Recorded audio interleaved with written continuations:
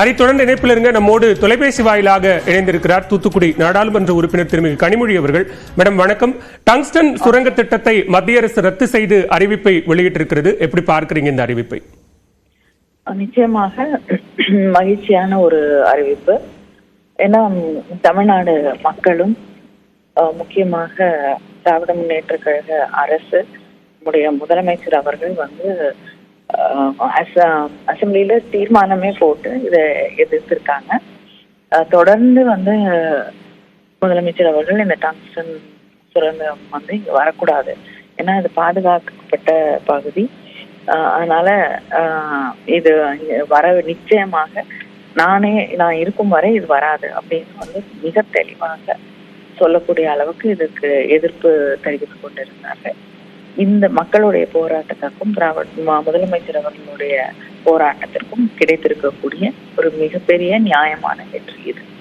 இந்த திட்டம் ரத்து செய்யப்பட்டதற்கான காரணத்தை அல்லது அதற்கான வெற்றியை கிளைம் பண்ணிக்கிறதுல ஏதாவது அரசியல் இருப்பதாக பார்க்கிறீங்களா?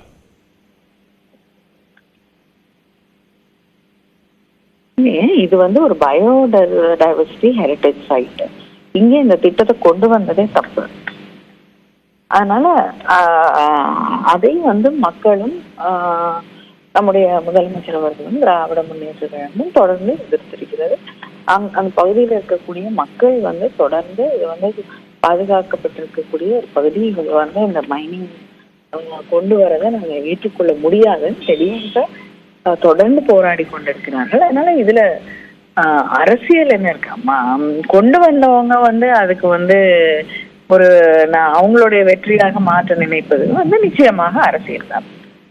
தொடர்ச்சியா தமிழ்நாட்டில் இந்த மாதிரி பல்வேறு திட்டங்களை செயல்படுத்துவதாக அறிவிப்பு வெளியிட்டு அது கடுமையான எதிர்ப்புக்கு உள்ளான பிறகு அதை திரும்ப பெறுவது அப்படிங்கிற மத்திய அரசினுடைய இந்த உத்தியை எப்படி பார்க்கிறீங்க?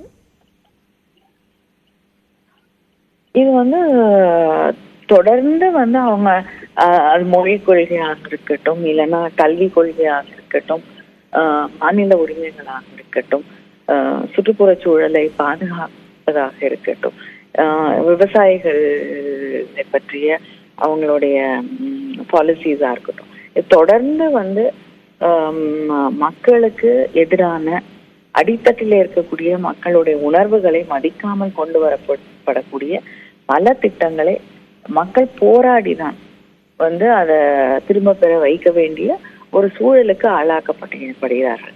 இதுல இருந்து ஒன்றிய அரசும் இங்க இருக்கக்கூடிய இந்த நாட்டுல இருக்கக்கூடிய மக்களுக்கும் இருக்கக்கூடிய இடைவெளி என்ன அப்படிங்கறது தெளிவாக புரிகிறது.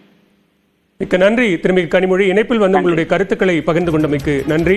டங்ஸ்டன் சுரங்க திட்டம் ரத்தானது மகிழ்ச்சியான அறிவிப்பாக இருக்கிறது என தூத்துக்குடி நாடாளுமன்ற உறுப்பினர் திருமிகு கனிமொழி அவர்கள் நம்முடைய தொலைபேசி வாயிலாக தெரிவித்திருக்கிறார்.